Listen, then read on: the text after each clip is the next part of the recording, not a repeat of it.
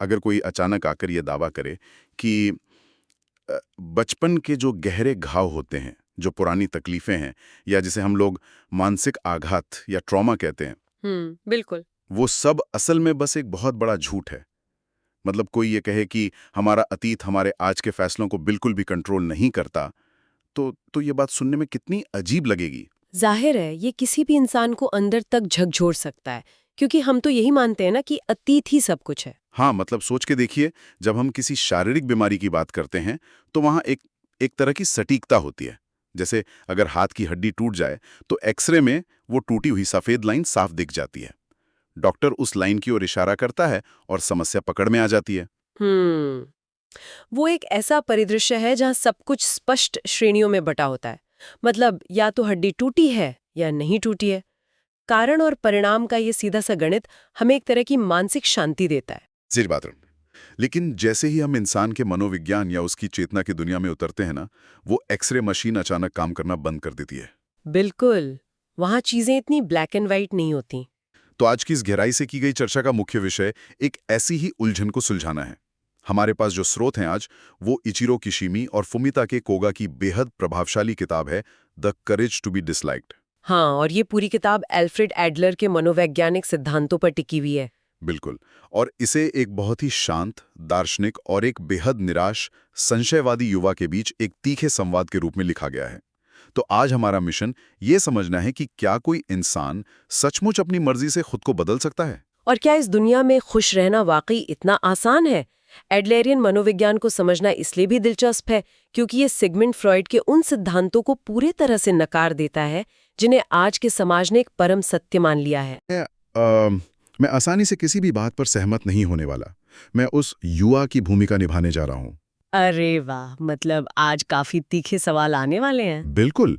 मैं दार्शनिक की हर बात को पूरी तरह संदेह की नज़र से देखूंगा, क्योंकि हम सब यही मानते हुए बड़े हुए हैं कि हमारा अतीत ही हमारी परेशानियों की जड़ है। तो चलिए सीधे उस पहले और सबसे बड़े बमबारी वाले दावे पर आते हैं।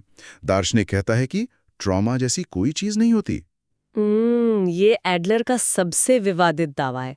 देखिए, सिगमंड फ्रॉइड का कारणवाद या जिसे इटियोलॉजी कहते हैं, वो ये सिखाता है कि अतीत के घाव ही वर्तमान का दुख तय करते हैं। हाँ, जो कि बहुत लॉजिकल लगता है। पर एडलर इसके ठीक विपरीत उद्देश्यवाद या टेलियोलॉजी की बात करते हैं।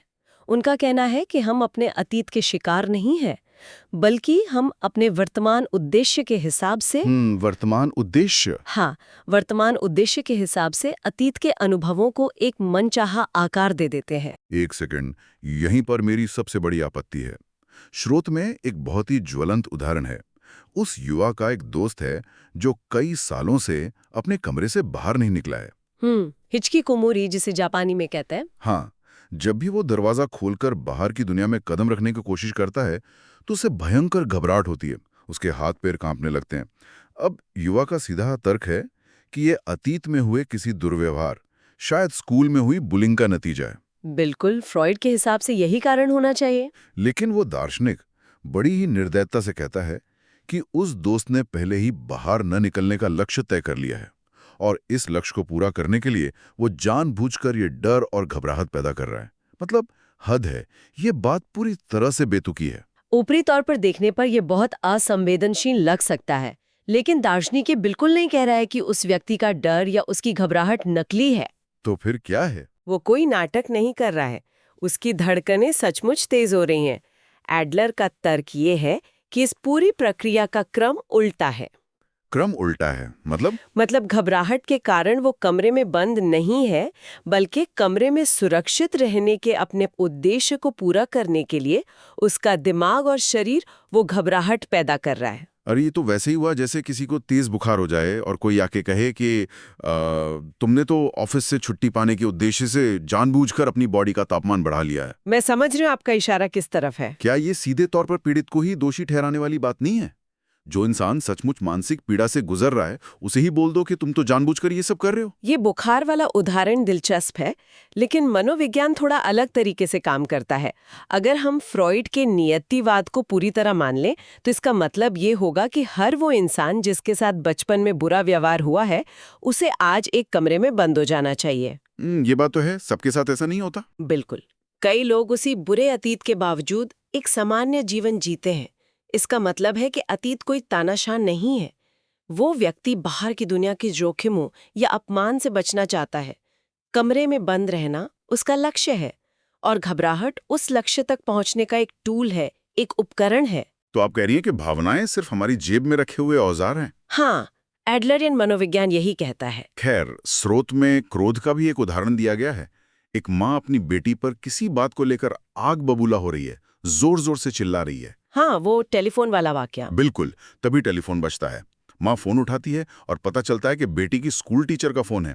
और अचानक उस माँ की आवाज में गजब की मिठास आ जाती है। और वो आराम से टीचर से बात करती है। हाँ, 5 मिनट बात करती है और जैसे ही फोन रखती है वो फिर से अपनी बेटी पर उसी भयानक गुस्से के साथ चिल्लाने लगती है। तो ये वाकया उस उपकरण वाले तर्क को एकदम पुख्ता करता है ना।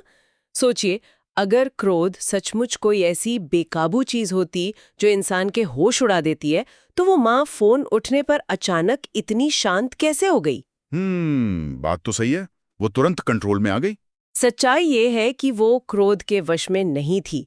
उसने अपनी बेटी को डराने और अपनी बात मनवाने के लिए क्रोध नाम के उपकरण को अपनी जेब से निकाला था। और जैसे ही टीचर का फोन आया, उसे उस उपकरण की जरूरत नहीं रही। बिल्कुल। तो उसने उसे तुरंत वापस जेब में रख लिया। फोन कटते ही उसने दोबारा वो उपकरण निकाल लिया। यही उद्देश्यवाद है। भावनाएं अचानक पैदा नहीं होती, वे किसी उद्देश्य की पूर्ति के लिए रची जाती हैं। ठीक है, मान लिया। अगर मैं बहस के लिए एक पल को ये मान भी लूं कि इंसान अपनी भावनाएं खुद गढ़ता है, तो कोई इंसान खुद को दुखी रखने का लक्ष्य क्यों चुनेगा? ये एक बहुत गहरा सवाल है। स्रोत में जो युवा है वो खुद से सख्त नफरत करता है। उसे अपनी कोई भी बात अच्छी नहीं लगती। कोई भी सामान्य इंसान जानबूझकर अपने लिए ऐसी मानसिक प्रताड़ना का चुनाव क्यों करेगा भाई? इस सवाल का जवाब मानव मनोविज्ञान की सबसे गहरी परतों में छिपा है। दार्शनिक बहुत ही स्पष्टता से समझाता है कि इंसान खुद से नफरत करने का लक्ष्य सिर्फ इसलिए चुनता है ताकि वो दूसरों से चोट खाने से बच सके। दूसरों से चोट खाने से मतलब रिजेक्शन से बचने का एक परमानेंट तरीका? एकदम सही। अगर वो पहले से ही मान ले कि वो किसी लायक नहीं है, तो उसे दूसरों के सामने जाने की जरूरत ही नहीं पड़ेगी। अगर वो किसी से जुड़ेगा ही नहीं तो कोई उसे ठुकराएगा भी नहीं। ओहो, मतलब वो इंसान असल में अपने अहंकार को टूटने से बचा रहा है। हाँ, खुद को कमतर आंकना एक रक्षा कवच है। और इसी बिंदु से एडलर का दूसरा सबसे क्रांतिकारी सिद्धांत सामने आता है। इंसान की सभी समस्याएं, जी हाँ, 100% समस्याएं, असल में आपसी रिश्तों की समस्याएं हैं। एक सेकंड, सभी समस्याओं वाले दावे को तो बिल्कुल खारिज करता हूं। ये बहुत बड़ा जनरलाइजेशन है। तो आप इसे कैसे देखते हैं? चलिए एक थॉट एक्सपेरिमेंट करते हैं। मान लीजिए किसी इंसान को इस पूरे ब्रह्मांड में बिल्कुल अकेला छोड़ दिया जाए। दूर दूर तक किसी दूसरे इंसान का कोई नामो निशान ना हो। तो क्या उसकी सारी चिंताएं अचानक गायब हो जाएंगी? क्या मेरे जीवन का अर्थ क्या है या मैं कौन हूं जैसी गहरी दार्शनिक चिंताएं भी दूसरों से जुड़ी हुई हैं? दार्शनिक का तर्क है कि अकेलापन महसूस करने के लिए भी तो एक समाज की आवश्यकता होती है ना। जब तक आसपास दूसरे लोग ना हों, तब तक कोई इंसान खुद को उनसे कटा हुआ महसूस कैसे कर सकता है? ये तो सोचने वाली बात है। अगर पूरे ब्रह्मांड में सिर्फ एक ही व्यक्ति है तो अकेलेपन का कॉन्सेप्ट ही जन्म नहीं लेगा। स्रोत में दार्शनिक अपनी खुद की ऊंचाई का एक बहुत ही सटीक उदाहरण देता है। उसकी ऊंचाई 61 इंच थी, जिसे समाज में औसत से कम माना जाता है। हाँ, उसने बताया कि जब तक उसने अपनी उस ऊंचाई की तुलना दूसरे लोगों से नहीं की, तब तक 61 इंच का होना कोई समस्या नहीं थी। बिल्कुल, वो सिर्फ एक मापी जा सकने वाली भौतिक सच्चाई थी। इस बात पे गौर कीजिए, हीन भावना कोई वस्तुपरक या ऑब्जेक्टिव सच नहीं है। ये पूरी तरह से एक सब्जेक्टिव धारणा है जो केवल तभी पैदा होती है जब हम दूसरों के साथ अपनी तुलना करते हैं। सही कहा। परेशानी तब शुरू होती है जब लोग इस हीन भावनाओं को एक बहाने के रूप में इस्तेमाल करने लगते हैं। जैसे कोई कहे कि मैं इसलिए सफल नहीं हो पाया क्योंकि मेरी पढ़ाई किसी बड़े कॉलेज में नहीं हुई। हाँ, असल में वो व्यक्ति सफलता के लिए जरूरी कड़ी मेहनत से बचने के लिए अपनी पृष्ठभूमि का बहाना बना रहा है। लेकिन एक सेकंड रुकिए, क्या प्रतिस्पर्धा या कंपटीशन पूरी तरह से बुरी चीज है? नहीं, एडलर ऐसा नहीं कहते। तो अगर मैं किसी से अपनी तुलना ही ना करूं तो मेरे अंदर खुद को बेहतर बनाने की आग कैसे पैदा होगी? दुनिया का हर एथलीट किसी ना किसी से आगे निकलने की होड़ में ही तो महान बनता है ना। एडलर विकास के खिलाफ नहीं है, बल्कि वो विकास के तरीके को फिर से परिभाषित करते हैं। वे कहते हैं कि जीवन कोई पहाड़ों पर चढ़ने की प्रतियोगिता नहीं है, जहां कुछ लोग आपसे ऊपर हैं और कुछ लोग आपसे नीचे खिसक रहे हैं। तो फिर जीवन क्या है उनके हिसाब से? हमें ये कल्पना करनी चाहिए कि हम सब एक समतल सपाट जमीन पर चल रहे हैं। आगे बढ़ने का असली मतलब किसी दूसरे इंसान को पछाड़ना या पीछे ढकेलना नहीं है। आगे बढ़ने का मतलब है अपने ही पुराने स्वरूप से एक कदम आगे जाना। अच्छा, मतलब खुद से मुकाबला करना। बिल्कुल। जब हम जीवन को एक दौड़ मान लेते हैं तो दुनिया का हर दूसरा इंसान हमें अपना दुश्मन लगने लगता है, और जहां हर कोई दुश्मन है वहां शांति कैसे हो सकती है? बात तो है, ये सोचने पे मजबूर तो करती है। पर अगर हर समस्या की जड़ ये आपसी रिश्ते ही हैं, तो फिर इसका प्रैक्टिकल समाधान क्या है? हम समाज में रहते हैं, हम जंगलों में भागकर सन्यासी तो नहीं बन सकते ना। हाँ, हमें रोज लोगों का सामना करना ही है। इसका समाधान एक बहुत ही कड़वी दवा की तरह है। दार्शनिक कहता है कि हमें मान्यता प्राप्त करने की इच्छा या डिजायर फॉर रिकग्निशन को जड़ से उखाड़ फेंकना होगा। मान्यता प्राप्त करने की इच्छा, लेकिन बचपन से हमें सिखाया जाता है कि अच्छे काम करो ताकि लोग तुम्हारी तारीफ करें। यही तो ट्रैप है। एडलर कहते हैं कि हम इस दुनिया में दूसरों की उम्मीदों को पूरा करने के लिए नहीं आए हैं, और न ही दूसरे लोग हमारी उम्मीदों के हिसाब से जीने के लिए इस दुनिया में हैं। और इस आज़ादी को पाने के लिए स्रोत में जिस तकनीक की बात की गई है वो है कार्यों का विभाजन या सेपरेशन ऑफ टास्क्स। ये इस पूरी किताब का सबसे शक्तिशाली टूल है। किसी भी तनावपूर्ण स्थिति में हमें एक कदम पीछे हटकर खुद से बस एक सवाल पूछना है, ये काम किसका है? और ये तय कैसे होगा कि काम किसका है? बस ये देखिए कि उस काम के परिणाम का अंतिम प्रभाव किस पर पड़ने वाला है। किताब में बच्चों की पढ़ाई का एक बहुत ही क्लासिक उदाहरण है। हर घर में माता पिता और बच्चों के बीच पढ़ाई को लेकर रोज युद्ध होता है। बिल्कुल। और वो युद्ध क्यों होता है? क्योंकि माता पिता कार्यों का विभाजन नहीं कर पाते। पढ़ाई करना, होमवर्क करना, ये किसका काम है? बच्चे का ही काम है, जाहिर है। हाँ, क्योंकि अगर वो नहीं पढ़ेगा तो भविष्य में इसके परिणाम उसी को भुगतने होंगे। लेकिन जब माता पिता बच्चे को डांट कर उसे पढ़ने पर मजबूर करते हैं तो वे असल में बच्चे के काम में अतिक्रमण या ट्रेसपासिंग कर रहे होते हैं। और जहां भी अतिक्रमण होगा वहां विद्रोह तो होगा ही। एकदम सही।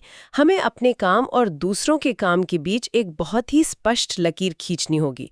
कोई आपके बारे में क्या सोचता है, ये पूरी तरह से उस सामने वाले इंसान का काम है। इसमें आपका कोई दखल नहीं होना चाहिए। मुझे यहाँ एक बहुत बड़ा लूपहोल दिखाई दे रहा है। अच्छा, क्या? ये कार्यों का विभाजन सुनने में तो बड़ा अच्छा लगता है, लेकिन क्या ये लोगों को स्वार्थी और रूखा नहीं बना देगा? मैं एक एनालॉजी देता हूँ। मान लीजिए मैं बीच सड़क पर अपनी गाड़ी मनमाने तरीके से चला रहा हूँ और मैं कहूँ कि देखिए मैं तो अपने हिसाब से चलाऊंगा। अगर दूसरे लोग मेरी ड्राइविंग से परेशान होते हैं तो वो उनकी भावना है, वो उनका काम है, मेरा नहीं। अगर हर इंसान समाज में सिर्फ अपने काम से मतलब रखे तो क्या समाज का पूरा ढांचा ही नहीं ढह जाएगा? आपका ये संशय बहुत स्वाभाविक है, और स्रोत में बैठा युवा भी इसी बात पर भड़क जाता है। उसे लगता है कि ये दर्शन इंसान को आइसोलेट करने की साजिश है। हाँ, बिल्कुल ऐसा ही लगता है। लेकिन यहाँ कार्यों के विभाजन का गलत अर्थ निकाला जा रहा है। ट्रैफिक नियमों का पालन करना एक सामूहिक समझौता है, वो किसी के व्यक्तिगत कार्य में दखल देना नहीं है। दार्शनिक कहता है कि दूसरों की जिंदगी में अवांछित दखल देना मतलब दूसरों को कंट्रोल करना। हाँ, ये सोचना कि मेरी वजह से ये खुश हो जाए या मैं इसे बदल दूंगा, असल में ये अहंकार और स्वार्थ है। कार्यों का विभाजन रिश्ते तोड़ने के लिए नहीं है, बल्कि ये उलझी हुई गांठों को खोलने का तरीका है। एक सच्ची आत्मीयता की शुरुआत ही तब होती है जब दो लोग एक दूसरे की सीमाओं का पूरी तरह सम्मान करते हैं। यानी किसी को अपनी उम्मीदों के सांचे में ढालने की कोशिश ना करना। और यहीं पर दार्शनिक एक बहुत ही साहसिक बयान देता है। वो कहता है कि सच्ची स्वतंत्रता का मतलब ये नहीं है कि आप जो चाहें वो करें। सच्ची स्वतंत्रता का अर्थ है दूसरों द्वारा नापसंद किए जाने का साहस रखना। और इस विचार को गहराई देने के लिए दार्शनिक इमैनुअल कांट के दर्शन का सहारा लेता है। वो लुढ़कते हुए पत्थर वाला उदाहरण। बिल्कुल। इंसानों के अंदर कुछ प्राकृतिक इच्छाएं होती हैं। हर इंसान चाहता है कि लोग उसे पसंद करें। दार्शनिक कहता है कि एक पहाड़ी की ढलान से नीचे लुढ़कते हुए पत्थर की तरह अपनी इन इच्छाओं के पीछे पीछे भागते जाना कोई आज़ादी नहीं है। वो तो सिर्फ ग्रेविटी के आगे घुटने टेकना है। हाँ, सच्ची आज़ादी तो उस लुढ़कते हुए पत्थर को अपनी पूरी ताकत से वापस ऊपर की ओर धकेलना है, अपनी प्राकृतिक प्रवृत्तियों का कड़ा विरोध करना। ये स्वीकार करना कि जब आप अपने उसूलों पर चलेंगे तो तय है कि कुछ लोग आपको नापसंद करेंगे। और उस नापसंदगी से न डरना ही असली स्वतंत्रता है। ये सचमुच एक बहुत ही भारी विचार है। अगर हम इस मान्यता की इच्छा को छोड़ दें तो दार्शनिक का दावा है कि हम समाज के लोगों को अपने दुश्मनों के बजाय अपने साथियों के रूप में देखने लगते हैं, जिससे वो सामुदायिक भावना या कम्युनिटी फीलिंग कहता है।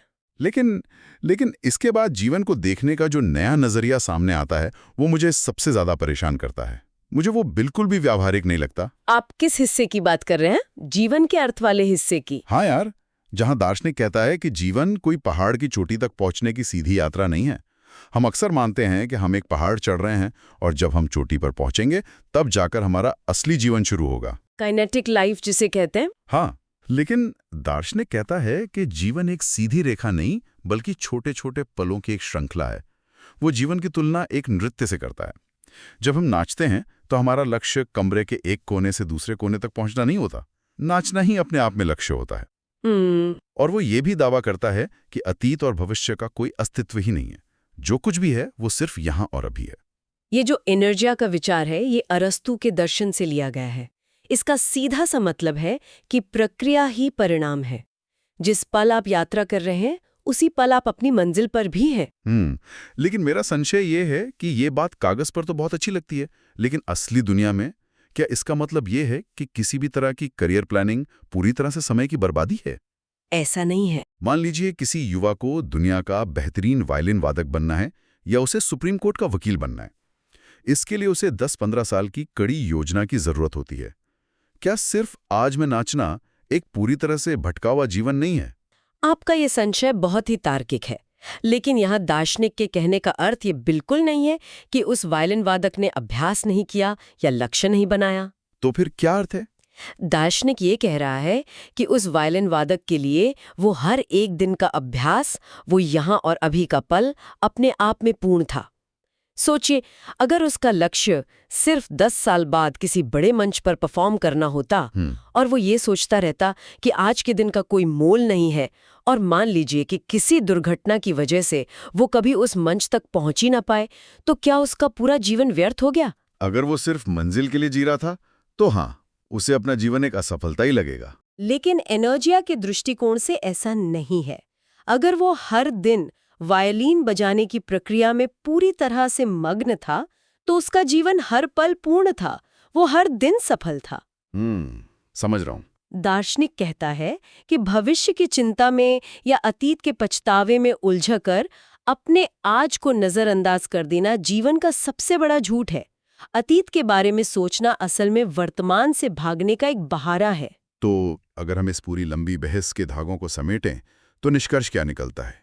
स्रोत में कुएं के पानी का एक बड़ा मशहूर उदाहरण है। कुएं के पानी का तापमान हमेशा 60 डिग्री ही रहता है। हाँ बिल्कुल। लेकिन वही 60 डिग्री का पानी हमें सर्दियों में एकदम गर्म लगता है और गर्मियों में बहुत ठंडा महसूस होता है। पानी का तापमान नहीं बदला, उसे महसूस करने वाला हमारा नजरिया बदल गया। और बिल्कुल यही नियम हमारे जीवन की घटनाओं पर लागू होता है। हमारे जीवन में क्या हुआ ये उतना महत्वपूर्ण नहीं है जितना कि हम उसे क्या अर्थ देते हैं। हमारा अतीत किसी भी तरह से हमारे भविष्य को तय नहीं करता। ये समझना कि हम अपनी खुशी और दुखों के लिए अपने हालातों को दोष नहीं दे सकते, थोड़ा कड़वा घूंट पीने जैसा है। जिम्मेदारी का भारी बोझ है। लेकिन इसी बोझ में हमारी सबसे बड़ी ताकत छुपी हुई है। इसका मतलब है कि अपनी जिंदगी को बदलने का रिमोट कंट्रोल किसी बीते हुए कल में नहीं है, बल्कि पूरी तरह से आज इसी पल हमारे हाथ में है। और यही the courage to be disliked का असली सार है। इस चर्चा को खत्म करते हुए मैं स्रोत के बिल्कुल अंत में कही गई एडलर की एक चौंकाने वाली बात रखना चाहता हूं। एडलर बड़ी ही बेबाकी से कहते हैं, सामान्य तौर पर देखा जाए तो जीवन का अपना कोई अर्थ नहीं है। पहली बार सुनने पर यह बात बहुत ही डरावनी और शून्यवादी लग सकती है। हाँ, लगता है कि अगर अर्थ ही नहीं है तो जीने का क्या फायदा। लेकिन अगर हम आज की इस पूरी चर्चा की रोशनी में से देखें तो बात कुछ और ही नजर आती है। अगर जीवन का कोई पहले से तयशुदा अर्थ नहीं है, तो क्या ये हमारी सबसे बड़ी आज़ादी नहीं है? बिल्कुल, हम एक कोरे कैनवस के सामने खड़े हैं। हम आज इसी पल अपने कार्यों से इस जीवन को जो भी अर्थ देना चाहें, वही इसका सबसे बड़ा अर्थ बन जाता है। शुरुआत में हमने जो एक्सरे मशीन के काम न करने की बात की थी ना, हाँ, वो मशीन शायद इसीलिए काम नहीं करती क्योंकि वहां हमारे अतीत की कोई टूटी हुई हड्डी है ही नहीं जिसे खोजकर ठीक करना है। वहाँ सिर्फ एक खाली जगह है। बिल्कुल, एक खाली जगह जिस पर हमें अपनी जिंदगी की तस्वीर आज खुद बनानी है।